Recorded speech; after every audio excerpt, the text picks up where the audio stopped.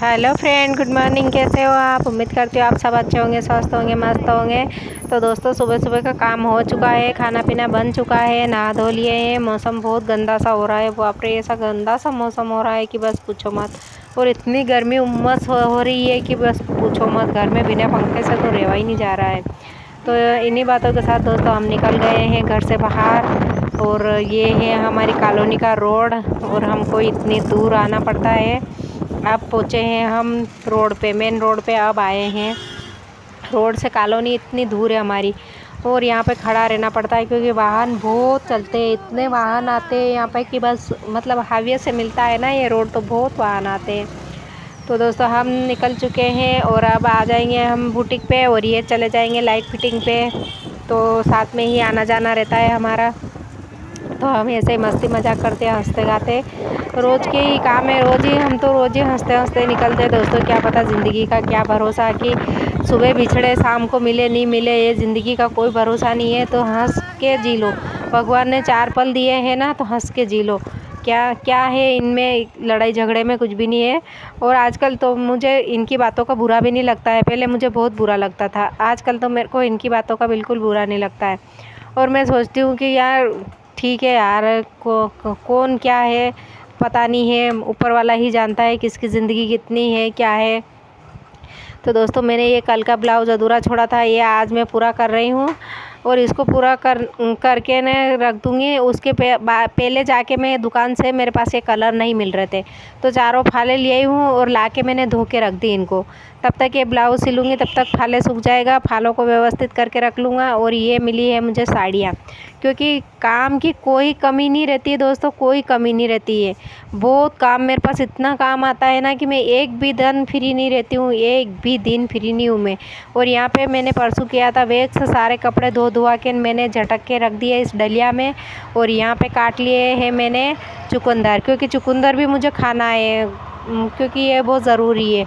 तो ये सारा काम मेरा कर रही हूँ मैं। और अब लगा रही हूँ पोचे, क्योंकि पोचे भी रोज़ लगाने पड़ते हैं, धूल तो डेली की आ ही रही है। तो पोचे वोचे लगा के दोस्तों मैं मेरा काम करने के लिए बैठ जाती हूँ, सिलाई के लिए। और सिलाई से मैं डेली आपको बताती हूँ, इतना काम करने के बाद भी मैं 500, कभी 600, कभी 400, 500, 600 डेली कमा लेती हूँ।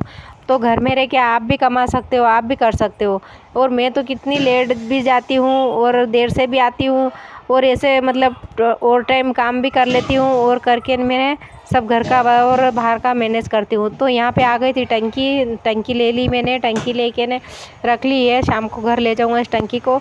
तो मैं यहीं सारा पोछा वोछा लगा के क्लीन कर देती हूँ। उसके बाद में धड़ाधड़ मेरे को धड़ मशीन का ही काम रहेगा। और दोस्तों, सिलाई के लिए कपड़े तो पहले से काट के व्यवस्थित करना पड़ता है। सारा कपड़ा व्यवस्थित कर लो काट के, तो दुकान पे जाने के बाद मेरे सिलने का ही काम रहता है। मैं सिलाई का ही काम करती हूँ, कटिंग का काम नहीं करती हूँ। बहुत कम देख लेती हूँ कि हाँ टाइम ये है और मेरे पास में सिलने के लिए कपड़ा नहीं बचा, तो ही मैं कटिंग करती हूँ, वरना कटिंग नहीं करती हूँ। कटिंग में एक दिन पहले ही सब करके ले आती हूँ। तो रोज़ डेली सफाई करती हूँ, उसके बाद भी गंदा तो हो ही जाता है। तो मेरे पाँव में कचरा नहीं अड़ना चाहिए, पाँव में कचरा अड़ता है तो मुझे बहुत बुरा लगता है। तो इसी कचरे को साफ़ सुथरा करने के बाद मैं बैठ जाऊँगी सिलाई करने के लिए। और सिलाई में इतने पैसे हैं, इतने पैसे हैं ना कि मैं कह रही हूँ ना, कसम से आपको पैसे निकालना याद होना चाहिए। बस पैसे निकालना आपको आना चाहिए। अगर आप पैसा निकालना सीख गए हो ना, तो सिलाई से आप इतने पैसे निकाल सकते हो कि क्या बताऊँ आपको।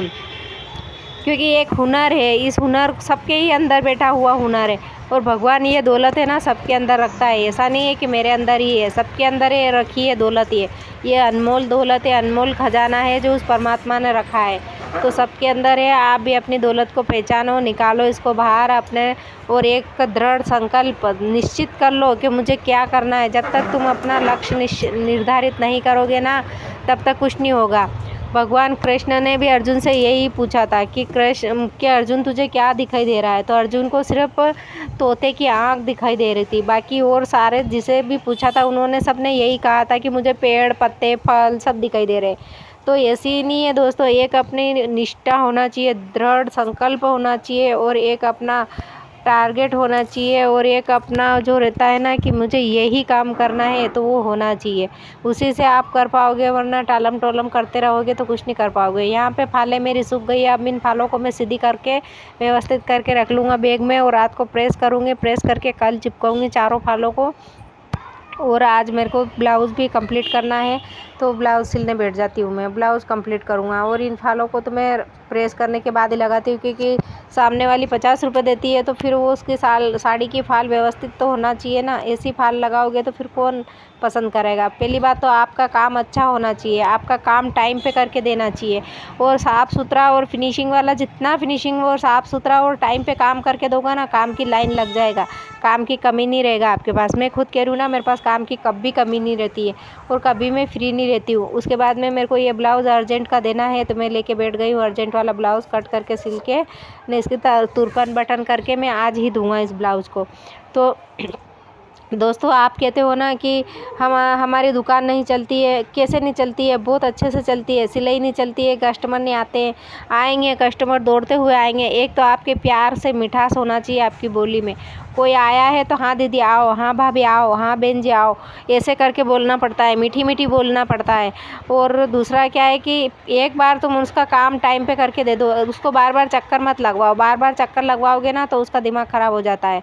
तो बार बार चक्कर मत लगवाओ और एक बार टाइम पे काम करके दे दो। उसके बाद में फिर बोलो कि भाई मैं 8 दिन में दूंगा कि 4 दिन में दूंगा। ये कपड़े लेते वक्त ही बोल देना कि भाई देखो 4 दिन के कपड़े मेरे पास में पड़े हैं, मैं आपको 4 दिन बाद दूंगा। तो उसको गरज होगा ना, तो वो बोल देगी हाँ भाभी चलो ठीक है।